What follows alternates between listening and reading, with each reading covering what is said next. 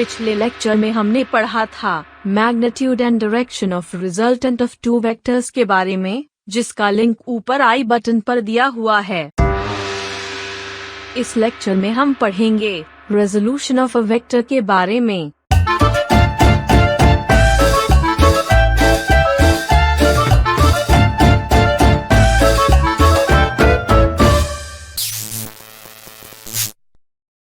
Play करें, learn करें, pause करें, नोट करें और कोई डाउट हो तो कमेंट बॉक्स में कमेंट करें।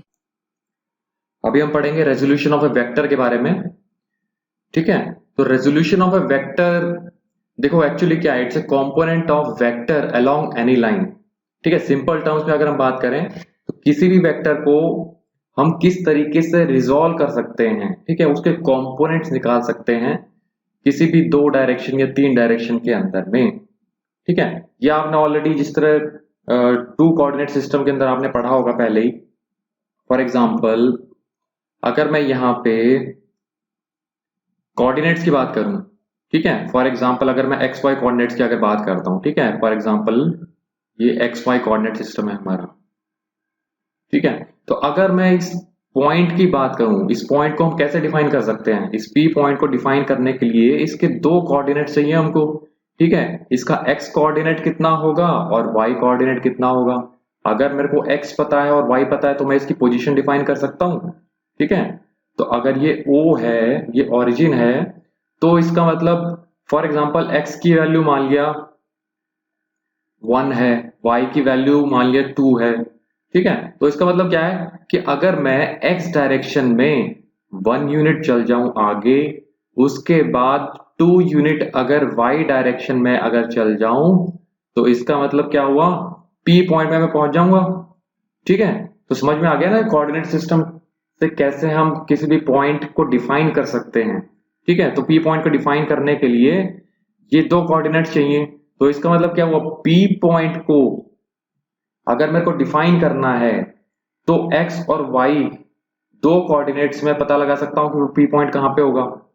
इसको दूसरी टर्म्स में अगर मैं प्रोजेक्शन की टर्म्स में अगर बताना चाहूं, तो अगर मान लिया P पॉइंट के ऊपर, ठीक है, अगर मैं यहां से कोई टॉर्च बना दूं, ठीक है, फॉर एग्जांपल ये एक टॉर्च है हमारे पास में, ठीक है, और यहां से मैंने क्या किया, लाइट जो है छोड़ दी। ठीक है, टॉर्च जला दी मैंने, तो ये लाइट क्या पड़ेगी, यहां पे पड़ेगी, ठीक है, नीचे।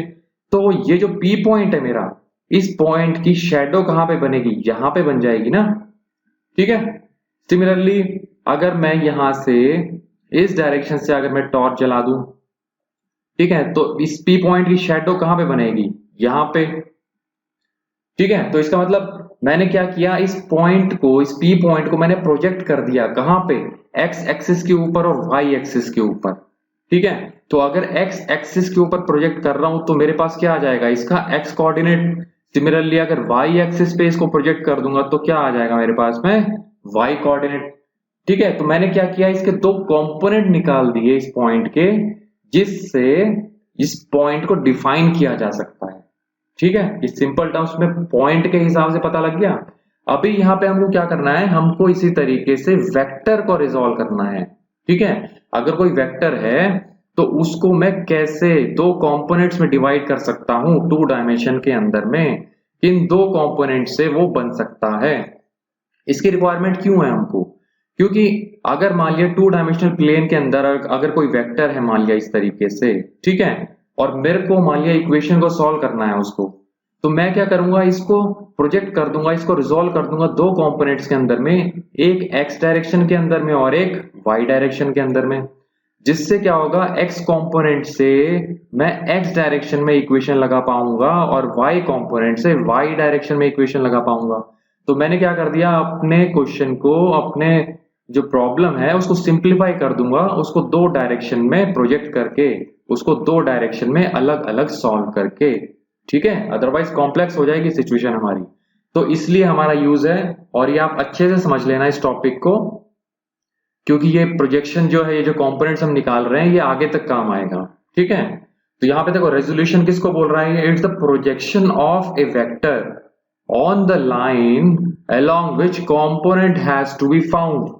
ठीक है, जिस लाइन के अलोंग मेरे को कंपोनेंट निकालना है, उस लाइन के ऊपर इसका प्रोजेक्शन है। प्रोजेक्शन सिंपली क्या हो गया, प्रोजेक्शन आप सिंपल ये मान लो, मैं उसके ऊपर टॉर्च डालूंगा इस तरीके से, और उसकी जो शेडो बनेगी उस लाइन के ऊपर, वही प्रोजेक्शन होगा उस चीज का। ठीक है, तो अभी हम जो है स्टार्टिंग में यहाँ पे रेक्टेंगुलर कोऑर्डिनेट सिस्टम के अंदर देखेंगे किस तरीके से रिजॉल्व करेंगे हम। ठीक है, तो रेक्टेंगुलर कोऑर्डिनेट सिस्टम सिंपली क्या है, एक्स वाई कोऑर्डिनेट सिस्टम जो होता है हमारा, that is rectangular coordinate system. ठीक है, एक्स कोऑर्डिनेट, वाई कोऑर्डिनेट, अगर 3 डायमेंशन के अगर हम जा रहे हैं तो जेड कोऑर्डिनेट भी आ जाएगा। ठीक है, तो सबसे पहले हम देखेंगे 2 डायमेंशन के अंदर में कैसे रिजॉल्व करेंगे। ठीक है, तो 2 डायमेंशन के अंदर में क्या हो जाएगा, 2 डायमेंशन के अंदर में हमारे देखो ये एक वेक्टर दिया हुआ है। ठीक है, for example this is O A vector. ठीक है, ये ओ ए वेक्टर है मेरे पास में। ठीक है, अब मेरे को क्या करना है, इस वेक्टर को रिजॉल्व करना है कहां पे, एक्स डायरेक्शन में और वाई डायरेक्शन में। ठीक है, तो यहां पे देखो अगर एक्स डायरेक्शन में इसको प्रोजेक्ट करना है तो मैंने यहाँ पे क्या किया था, एक्स डायरेक्शन के परपेंडिकुलर डायरेक्शन से एक टॉर्च जलाई थी मैंने, तो इसका मतलब यहाँ पे क्या करूंगा, इस तरीके से मैं टॉर्च जला दूंगा।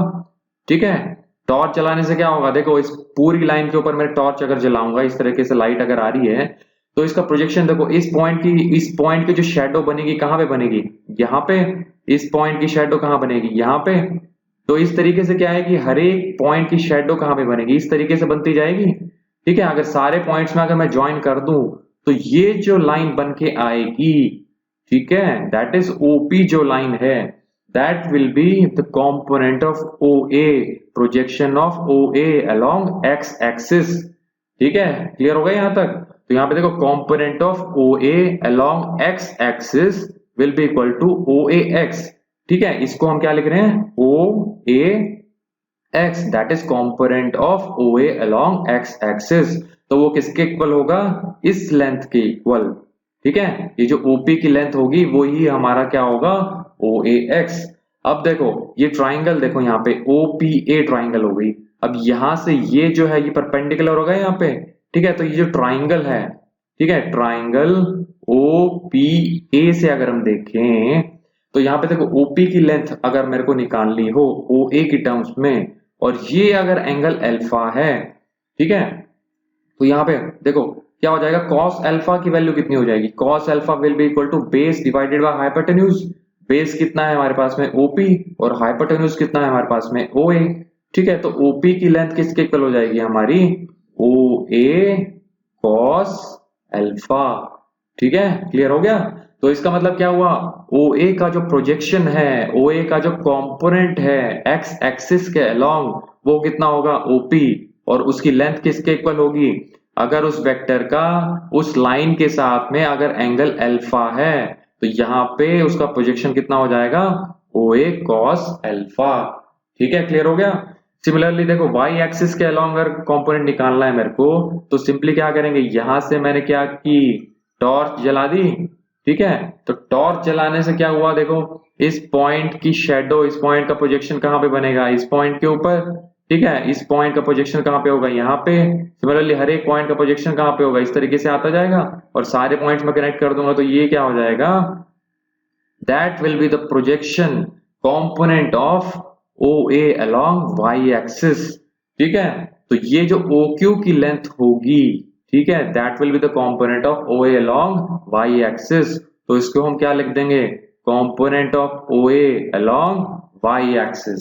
ठीक है, तो ये जो OQ की लेंथ है वो कैसे निकाल सकते हैं, देखो अगर इसका एंगल यहाँ पे ये अगर बीटा गिवन है, तो यहाँ पे देखो ट्राइंगल OQA, ये क्या हो गई, यहाँ पे देखो 90 डिग्री का एंगल है ये, तो राइट एंगल ट्राइंगल है यहाँ पे। ठीक है, जिस तरीके से यहाँ पे ये 90 डिग्री एंगल था, उसी तरीके से ये भी 90 डिग्री का एंगल है। तो यहाँ पे ट्राइंगल से देखो cos बीटा की वैल्यू कितनी हो जाएगी, cos beta that will be equal to, base कितना है हमारा OQ, और हाइपोटेन्यूज कितना है OA। ठीक है, तो यहाँ पे OQ की लेंथ कितनी हो जाएगी हमारे पास में, OA cos बीटा। ठीक है, तो ये लिखा हुआ है यहाँ पे। तो projection of OA along y axis will be equal to OA cos beta. ठीक है, अब देखो अल्फा प्लस बीटा की वैल्यू कितनी है, अल्फा प्लस बीटा की वैल्यू कितनी है हमारे पास में 90 डिग्री। ठीक है, तो यहाँ पे बीटा की वैल्यू कितनी हो जाएगी, beta will be equal to 90 degree minus alpha. तो यहाँ पे सब्स्टिट्यूट कर दिया मैंने बीटा को, तो cos ऑफ 90 माइनस अल्फा हो गया। ठीक है, और cos ऑफ 90 माइनस थीटा कितना होता है, साइन थीटा, तो ये कितना हो गया, OA साइन अल्फा। ठीक है, तो अगर एक एंगल मेरे को पता है तो यहाँ पे सिंपली हम इसका कॉम्पोनेंट कैसे निकाल सकते हैं, OA cos alpha and OA sine alpha. ठीक है, तो आपको अल्फा बीटा मतलब दोनों एंगल याद करने की जरूरत नहीं पड़ेगी, सिंपली आप ये ट्रिक यूज करो। ठीक है, फॉर एग्जांपल ये अगर मेरे पास में एक्स एक्सिस है, ये मेरे पास में वाई एक्सिस है, और ये कोई वेक्टर है, ठीक है, ये कोई ए वेक्टर है, और इसका जो एंगल है मान लिया इसके साथ में एक्स के साथ में मान लिया अल्फा एंगल है। ठीक है, तो इसका जो प्रोजेक्शन होगा मेरे पास में एक्स एक्सिस के अलोंग सिंपली क्या हो जाएगा, या आपको ये करना है कि ये जो OA है, ठीक है, OA इसकी लेंथ हो गई, तो जिसके साथ में एंगल है उसके साथ में कॉस होगा। ठीक है, जिसके साथ में एंगल है उसके साथ में कॉस होगा, और दूसरी साइड क्या हो जाएगा, साइन। क्लियर हो रहा है, तो यहाँ पे अगर OA इसकी लेंथ हो गई तो इसका प्रोजेक्शन जिसके साथ में एंगल अल्फा है, तो ये कितना हो जाएगा, कॉस अल्फा, और दूसरी साइड वाला कितना हो जाएगा, OA साइन अल्फा। ठीक है, क्लियर हो रही है सिचुएशन। ठीक है, तो जिसके साथ में एंगल है वो क्या हो जाएगा, कॉस अल्फा, और दूसरा जो परपेंडिकुलर कंपोनेंट है दूसरे वाला वाई एक्सिस पे वो क्या हो जाएगा, OA साइन अल्फा। ठीक है, ये है कॉस अल्फा, ये है साइन अल्फा। सिमिलरली अगर मान लिया इसका एंगल वाई एक्सिस के साथ में अल्फा होता, ठीक है, ये वाई एक्सिस ये एक्स एक्सिस, तो इसमें क्या हो जाएगा, जिसके साथ में एंगल अल्फा है वो कंपोनेंट क्या हो जाएगा, कॉस, और दूसरा परपेंडिकुलर कंपोनेंट क्या हो जाएगा, वो हो जाएगा साइन। ठीक है, तो यहाँ पे इसके साथ में एंगल अल्फा है वाई के साथ में, तो इसका जो परपेंडिकुलर कंपोनेंट होगा यहाँ पे, तो ये कितना हो जाएगा, OA कॉस अल्फा। ठीक है, और यहाँ पे दूसरा जो कंपोनेंट होगा एक्स एक्सिस पे वो कितना हो जाएगा, OA साइन अल्फा। ठीक है, जिसके साथ में एंगल अल्फा है उसके साथ में कॉस, और दूसरा जो परपेंडिकुलर कंपोनेंट है वो क्या हो जाएगा, साइन। ठीक है, तो इस तरीके से फास्ट वे में आप इसको सॉल्व कर सकते हो। ठीक है, तो वेक्टर फॉर्म में अगर हम लिखें तो किसी भी वेक्टर को हम क्या कर सकते हैं, दो कंपोनेंट में रिजोल्व कर सकते हैं 2 डायमेंशन के अंदर में। उसका एक्स कंपोनेंट आई कैप मतलब क्या हो गया, उसका एक्स कंपोनेंट। ठीक है, तो ये क्या हो गया, उसका मैग्नीट्यूड, और ये क्या हो गई, उसकी डायरेक्शन। ठीक है, तो एक्स डायरेक्शन के अंदर में O X will be its magnitude और आई कैप उसकी डायरेक्शन। सिमिलरली जे कैप उसकी डायरेक्शन और ओ ए वाई क्या हो जाएगा, उसका मैग्नीट्यूड। तो इसका मतलब किसी भी वेक्टर को, जैसे हम किसी भी कोऑर्डिनेट को दो पॉइंट में हम रिजोल्व कर सकते थे, एक्स कोऑर्डिनेट और वाई कोऑर्डिनेट, इसी तरीके से वेक्टर को हम रिजोल्व कर सकते हैं उसके एक्स कंपोनेंट और वाई कंपोनेंट के अंदर। ठीक है, तो एक्स कंपोनेंट क्या हो गया, ओ ए कॉस अल्फा आई कैप, प्लस वाई कंपोनेंट क्या हो जाएगा, ओ ए साइन अल्फा जी कैप। ठीक है, तो ये जनरल लिखा हुआ है यहाँ पे, किसी भी वेक्टर को हम इस तरीके से लिख सकते हैं। ठीक है, A X I cap plus A Y J cap. अब देखो यहाँ पे क्या लिखा है, mod of A cap is equal to A X square plus A Y square का अंडर रूट। ठीक है, अब ये कहां से आया, देखो mod of A vector basically क्या है, ए वेक्टर की लेंथ गिवन है। ठीक है, तो ए वेक्टर की लेंथ कैसे निकाल सकते थे हम, यहाँ पे ए वेक्टर की लेंथ निकालने के लिए देखो हमारे पास ये एक्स वाई कोऑर्डिनेट सिस्टम था। ठीक है, ऊपर जो लिखा हुआ है हमने, अब ये हमारे पास में क्या था, ओ ए वेक्टर। ठीक है, और ये क्या थी, उसके दो कंपोनेंट थे। ठीक है, इसको हम अगर ए एक्स कह दें, that is O A vector का जो कंपोनेंट है एक्स एक्सिस के अलोंग, और इसको हमने क्या कह दिया था, ए वाई। ठीक है, तो ओ ए की length, that is O A vector का जो मैग्नीट्यूड है वो ये लेंथ है ना, तो इस लेंथ को हम कैसे निकाल सकते हैं, देखो ये एक रेक्टेंगल है, तो ऑपोजिट साइड्स क्या है हमारे पास में, पैरेलल। तो यहाँ पे इसका मतलब क्या हुआ, ये भी लेंथ क्या होगी, ए वाई, क्योंकि ये इसके पैरेलल है, और ये भी लेंथ, इसकी जरूरत नहीं है यार, ये भी ए एक्स ही होगी। हमको बेसिकली ये ओ ए की लेंथ निकालनी है। ठीक है, तो ओ ए की लेंथ कैसे निकाल सकते हैं हम, ये क्या है, राइट एंगल ट्राइंगल है मेरे पास। ठीक है, तो इसका मतलब ये जो होगा वो किसके इक्वल हो जाएगा, बेस का स्क्वायर प्लस परपेंडिकुलर का स्क्वायर का अंडर रूट। ठीक है, ओ ए स्क्वायर किसके इक्वल होगा, O A square is equal to A X square plus A Y square, तो ओ ए की लेंथ किसके इक्वल हो जाएगी, A X square plus A Y square का अंडर रूट। ठीक है, तो ये यहां से राइट एंगल ट्राइंगल से हमने हाइपोटेन्यूज की लेंथ निकाल ली।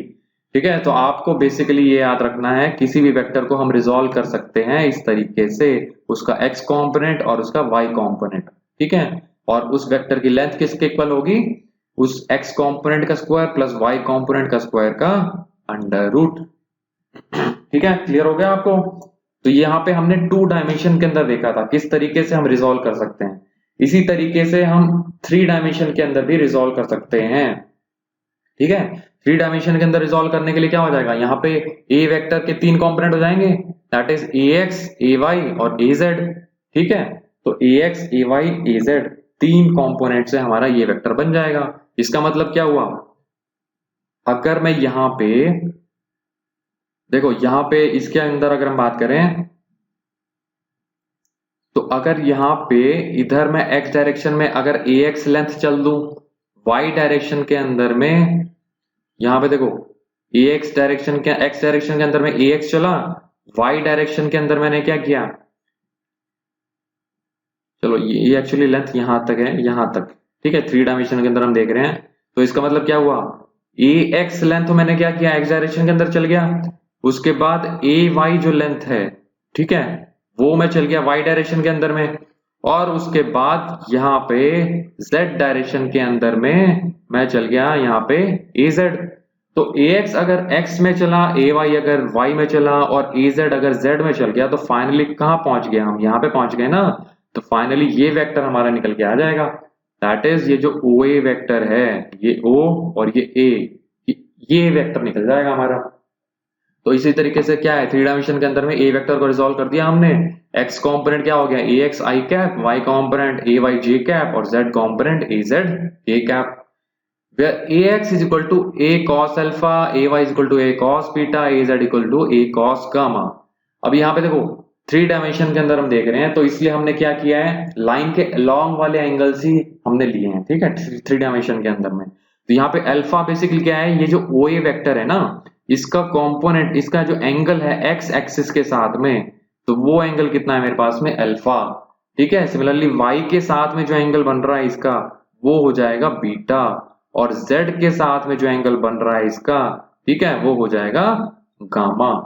तो यहाँ पे देखो, जिस तरीके से हमारा वहां पे क्या था, किसी भी लाइन के अलोंग अगर किसी वेक्टर का, किसी लाइन के अलोंग अगर किसी लाइन के साथ अगर एंगल अल्फा है, तो उस लाइन के अलोंग उसका कंपोनेंट कितना हो जाएगा, OA cos अल्फा, cos होता है वहां पे। ठीक है, तो इसी तरीके से यहाँ पे हमने क्या डिफाइन कर दिया, अल्फा बीटा गामा जो है, that are the angles with, alpha जो है that will be the angle with X axis, beta जो होगा that will be the angle with Y axis, gamma जो होगा that will be the angle with Z axis.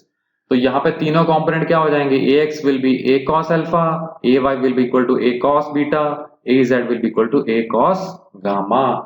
ठीक है, clear हो गया कैसे कंपोनेंट बन गए इसके। अब यहाँ पे देखो cos अल्फा, cos बीटा और cos गामा, इनको हम कहते हैं डायरेक्शन कोसाइंस। ठीक है, direction cosines of A given vector A। Direction किस लिए बोल रहे हैं, क्योंकि ये डायरेक्शन डिफाइन कर रहे हैं। ठीक है, सर cos अल्फा मतलब क्या हो गया, यहाँ पे x डायरेक्शन के अंदर हम बात कर रहे हैं। ठीक है, और कोसाइन इसलिए बोल रहे हैं क्योंकि ये कॉस ऑफ एंगल्स हैं। ठीक है, तो इसलिए हमको इनको क्या कह रहे हैं, डायरेक्शन कोसाइंस।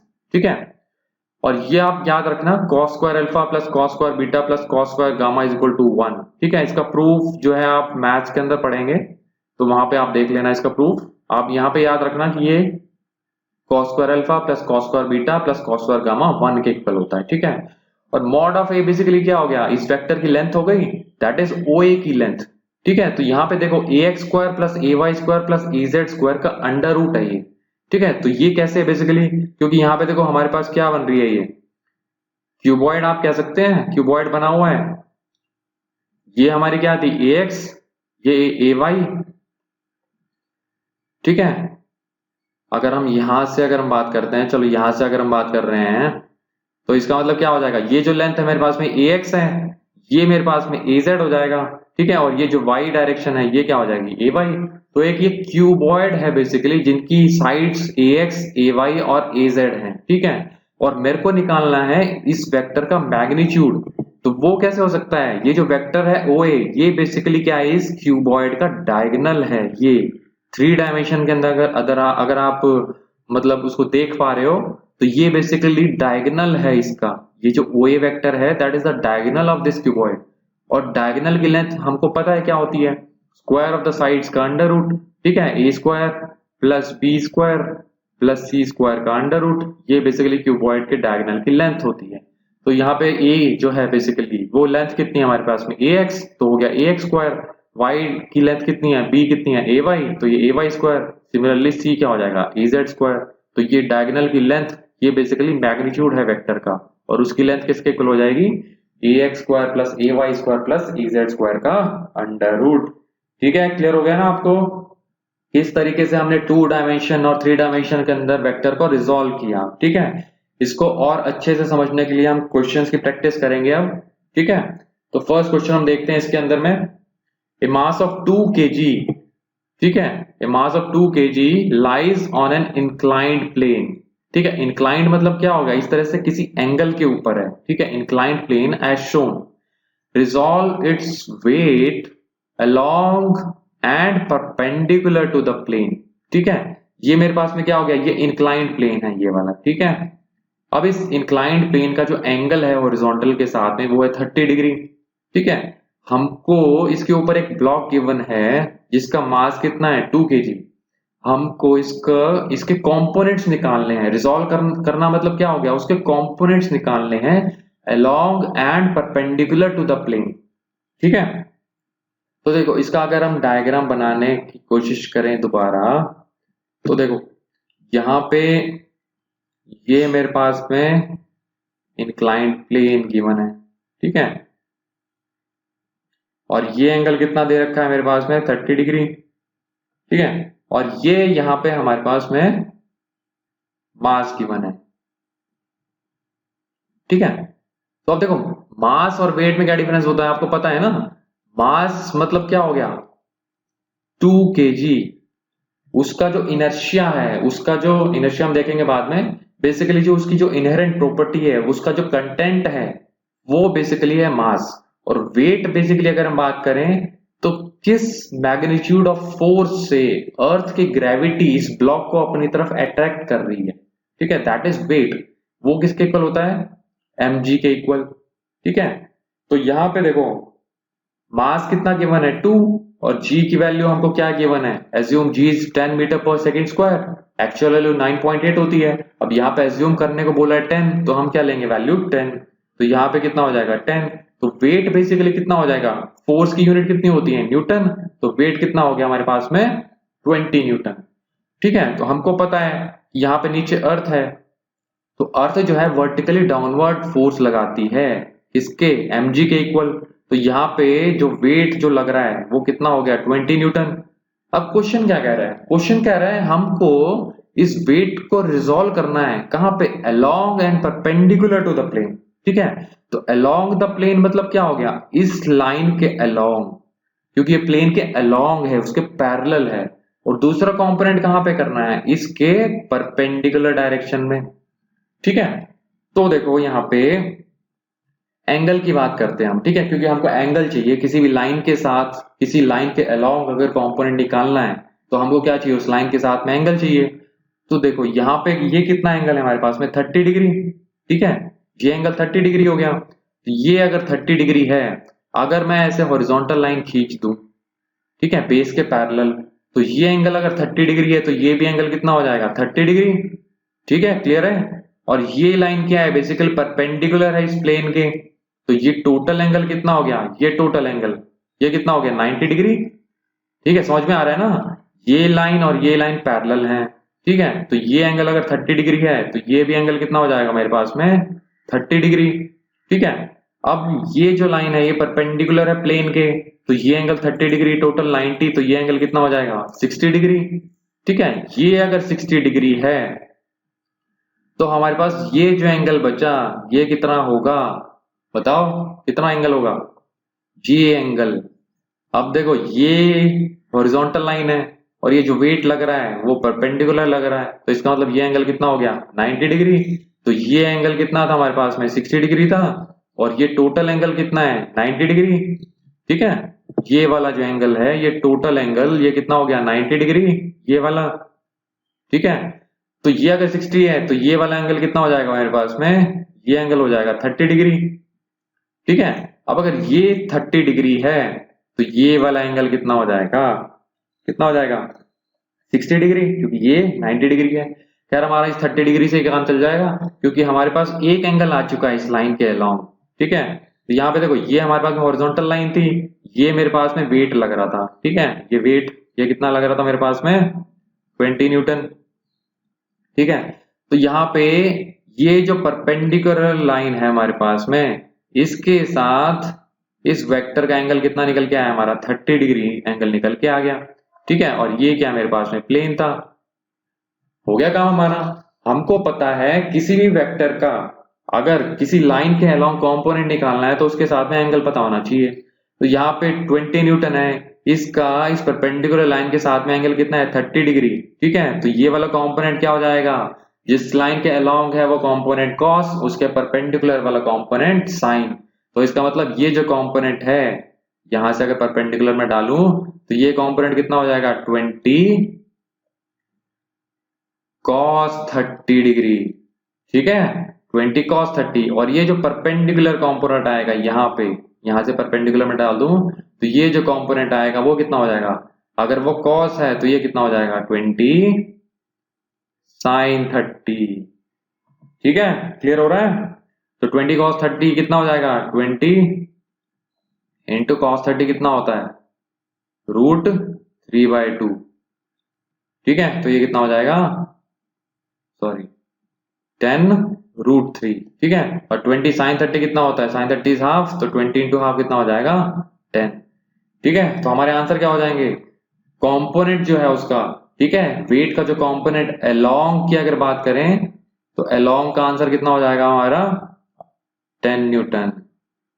ठीक है, और परपेंडिकुलर का कंपोनेंट कितना हो जाएगा हमारा 10√3 न्यूटन। ठीक है, तो ये हमारा आंसर हो जाएगा।